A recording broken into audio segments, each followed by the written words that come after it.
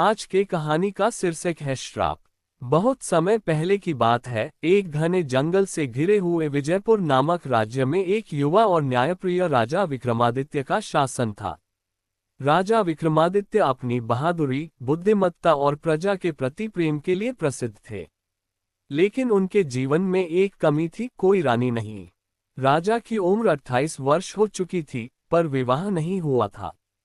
दरबार में मंत्री बार बार विवाह के लिए आग्रह करते, लेकिन राजा कहते, जो मेरे हृदय को छू ले वही मेरी रानी बनेगी, कोई साधारण स्त्री नहीं। एक रात पूर्णिमा की चांदनी में राजा अपने शिकार के लिए जंगल में गए। अचानक उन्हें एक अद्भुत दृश्य दिखा। जंगल के बीच एक छोटी सी झील, जिसके किनारे एक स्त्री खड़ी थी। उसकी लंबी काली केशराशि चांदनी में चमक रही थी। सफेद वस्त्र पहने हुए वह मानो चांद की किरण से उतरी हो। राजा ने जैसे ही पास जाकर देखा, वह स्त्री मुड़ी और मुस्कुराए। उसकी आंखें गहरी काली थीं, जैसे कोई अनंत रहस्य छिपा हो। कौन हो तुम? राजा ने पूछा। मैं अनजान हूं इस संसार में। मेरा नाम मायावी है, उसने धीमी आवाज में कहा। राजा को उसकी आवाज में कुछ जादू सा लगा। उन्होंने उसे महल ले आए। अगले दिन पूरे राज्य में हलचल मच गई। राजा ने एक अज्ञात स्त्री से विवाह करने का निर्णय लिया। विवाह हुआ और मायावी रानी बन गई। शुरुआती दिनों में सब कुछ सामान्य था। रानी बहुत सुंदर, विनम्र और बुद्धिमान थी। प्रजा उन्हें बहुत प्यार करने लगी। लेकिन धीरे धीरे कुछ अजीब बातें होने लगीं। पहला रहस्य, हर पूर्णिमा की रात रानी महल से गायब हो जाती थी। सुबह लौटती, लेकिन उनके वस्त्र पर खून के धब्बे और जंगल की मिट्टी लगी होती। राजा ने कई बार पूछा, लेकिन रानी मुस्कुराकर कहती, स्वप्न देख रही थी महाराज। दूसरा रहस्य, महल के पीछे एक पुराना मंदिर था, जिसमें कोई मूर्ति नहीं थी, सिर्फ एक काला पत्थर। रानी रोज वहां जाती और अकेले में कुछ मंत्र पढ़ती। एक बार राजा ने छिपकर सुना, मंत्र थे, काल रात्रि, रक्त, अमृतवत। राजा के मन में शंका हुई। एक दिन प्रजा से शिकायत आई, जंगल में एक राक्षसी घूम रही है, जो रात में लोगों को उठा ले जाती है और उनका रक्त पीती है। कई युवा लड़के लड़कियां गायब हो चुके थे। राजा ने सेना भेजी, लेकिन कोई सुराग नहीं मिला। राजा ने सोचा, शायद रानी कुछ जानती हो। रात में उन्होंने रानी का पीछा किया।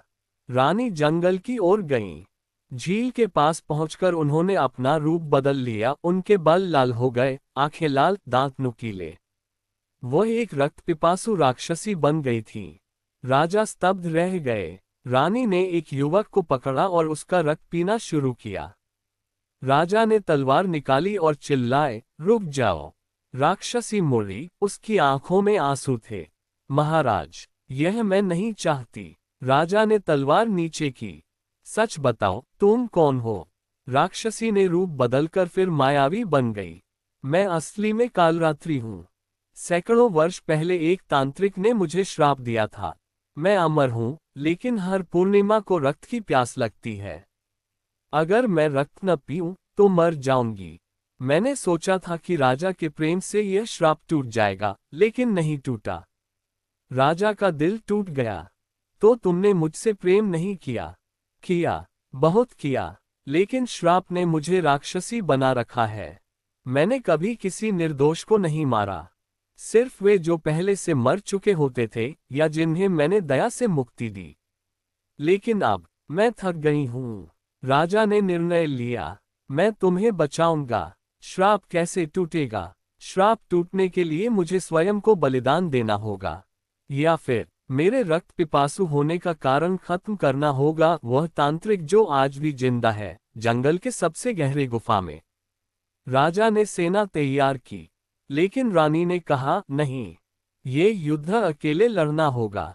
अगर सेना गई तो तांत्रिक और शक्तिशाली हो जाएगा। अगली पूर्णिमा की रात राजा और रानी अकेले जंगल की गुफा की ओर गए। गुफा में अंधेरा था, लेकिन रानी के हाथ में एक जादुई दीपक था जो जल रहा था। अंदर एक बूढ़ा तांत्रिक बैठा था, उसका नाम कालनेमी। आ गए हो विक्रमादित्य? और मेरी राक्षसी भी? तांत्रिक हंसा। मैंने ही तो इसे बनाया था। अमृतत्व का रहस्य मैंने खोजा था, लेकिन उसने मुझे धोखा दिया। अब वह तुम्हारे साथ है। राजा ने कहा, उसका श्राप हटाओ। श्राप हटेगा अगर तुम अपना रक्त मुझे दो, तुम्हारा राजसी रक्त। फिर मैं अमर हो जाऊंगा और वह मुक्त। रानी चिल्लाई, नहीं महाराज, मत दीजिए। लेकिन राजा ने आगे बढ़कर अपनी तलवार से हाथ काट लिया और रक्त तांत्रिक को दे दिया। तांत्रिक ने रक्त पिया और हंसने लगा।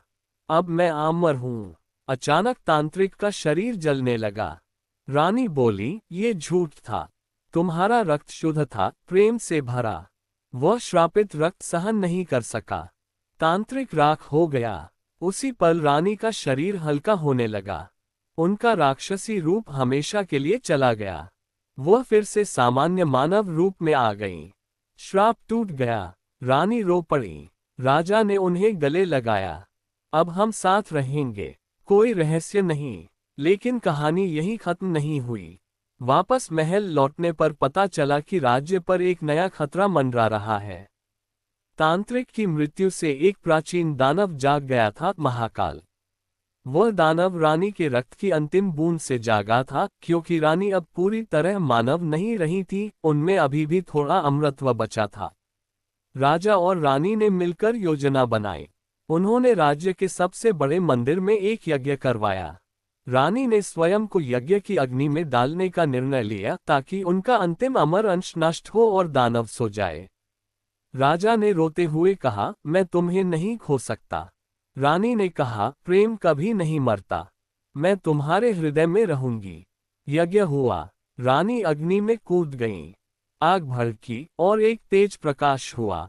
दानव की चीख सुनाई दी और वह फिर सो गया। राजा अकेले रह गए। राज्य में शांति हो गई।